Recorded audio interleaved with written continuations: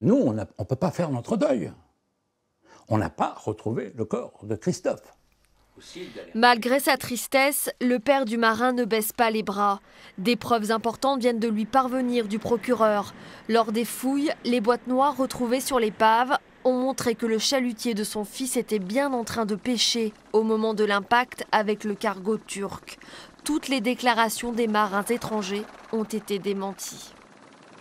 Il n'y a pas eu, comme ils ont dit, une tentative de se dérouter ou des appels radio. La boîte noire de ce cargo a parlé et a dit clairement qu'ils ont entièrement menti.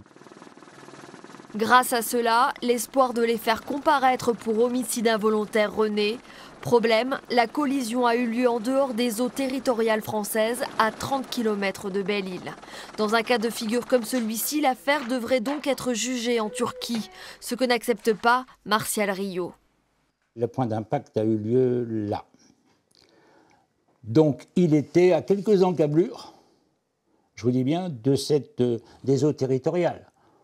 Au niveau du droit international, il y a des jurisprudences à créer parce qu'il est tout à fait anormal, inacceptable quand nos enfants sont tués sur nos côtes et puis que l'État français ne puisse rien faire. Un appel à l'aide on ne peut plus clair auprès du ministère de la Mer et de la Pêche pour que justice soit faite en France au tribunal de Lorient.